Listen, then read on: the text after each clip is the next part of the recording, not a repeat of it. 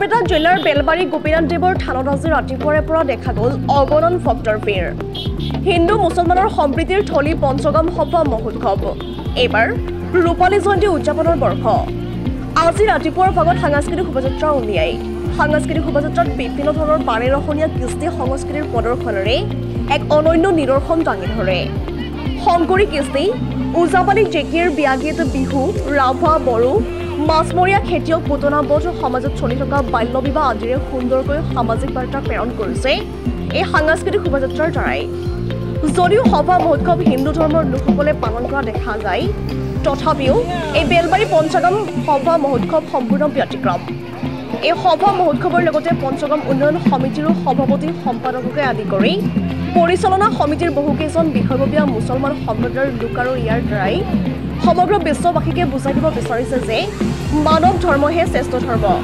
আমি হিন্দু, মুছলমান, শিখ আদি ভাগ ভাগ হৈ হিংসা বিদ্বেষ কৰাতকৈ সকলো ধৰ্মৰ লোকে লগ হৈ এটা অনুষ্ঠান আয়োজন কৰি মানৱ ধৰ্মৰ বিষয়ে মানৱ জাতিৰ আগত প্ৰচাৰ কৰাটোৱেই শ্ৰেষ্ঠ।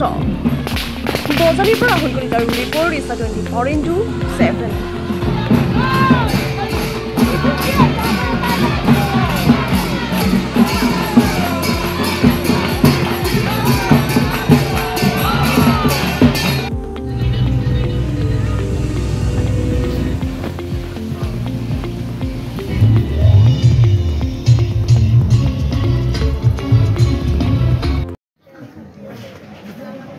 আমাৰ পঞ্চগম উন্নয়ন সমিতিয়ে প্ৰায় ৩৫ বছৰ ধৰি আগতে ভাগৱত জয়ন্তী উৎসৱ পালন কৰিছিল।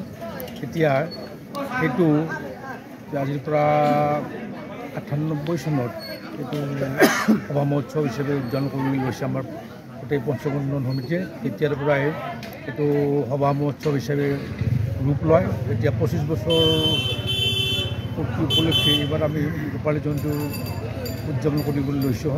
গতিকে ইয়াতে আমাৰ পঞ্চগমৰ ৫টা চুবুৰী, আমাৰ বেলবাৰী চুবুৰী, বেলবাৰী মুছলমান চুকা, বেলৰবৰী, বাঘমাৰা পাম, এই ৫টা চুবুৰীক লৈ গঠিত পঞ্চগম উন্নয়ন সমিতি। গতিকে এইবাৰ ৰূপালী জয়ন্তী বৰ্ষ হিচাপে আমি গোটেই সুন্দৰ ধৰণে উদযাপন কৰিবলৈ লৈছোঁ। কিমান দিন কাৰ্যসূচী?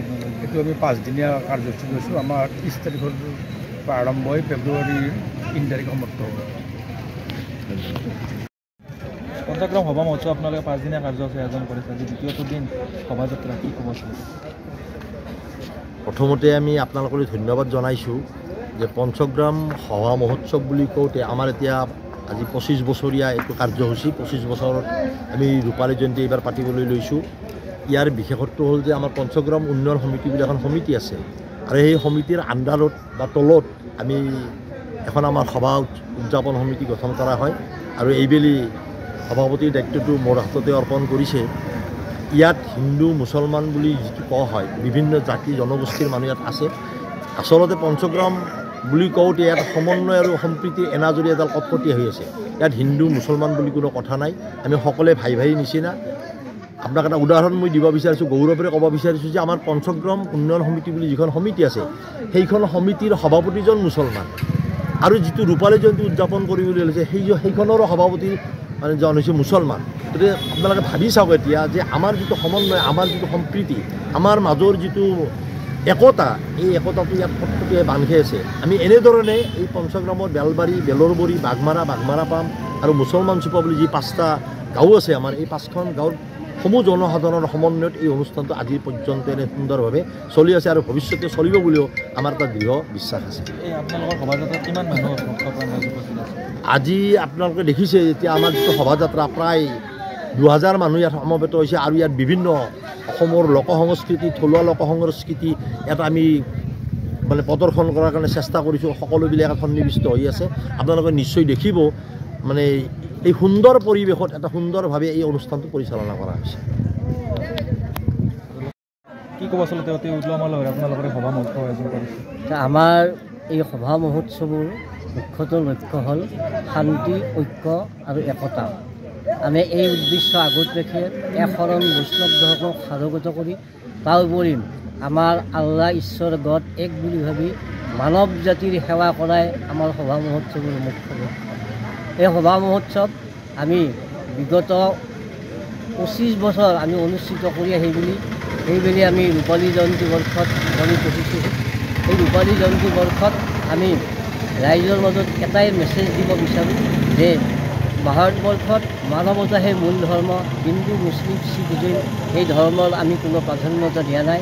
আমি কৈছোঁ মানৱ ধৰ্মই শ্ৰেষ্ঠ ধৰ্ম আৰু এই ধৰ্মক সাৰোগত কৰিয়েই এই পঞ্চগ্ৰামবাসী ৰাইজে এই পবিত্ৰ বটবৃক্ষৰ তলত আজি বিগত 25 বছৰ ধৰি ভাগৱত ধৰ্মকে মুখ্য স্থান দি কৃষ্ণৰ প্ৰচাৰৰ অৰ্থে ইয়াত আমি শান্তিপূৰ্ণভাৱে সমাবেত হওঁ আৰু প্ৰতি বছৰে মাঘৰ 2 তাৰিখে আমি এই অনুষ্ঠানটো অনুষ্ঠিত কৰোঁ। 5 দিনীয়া কাৰ্যসূচীৰে এইবেলি ৰূপালী জয়ন্তী বৰ্ষৰ লগত সংগতি ৰাখি আমি মাঘৰ 2 তাৰিখে এই সভা মহোৎসৱৰ লাই খুঁটা প্ৰতিষ্ঠা কৰিম আৰু আজি আমি এই সভা মহোৎসৱ ৰূপালী জয়ন্তীৰ উৎসৱ আমি অনুষ্ঠিত কৰিবলৈ লৈছোঁ।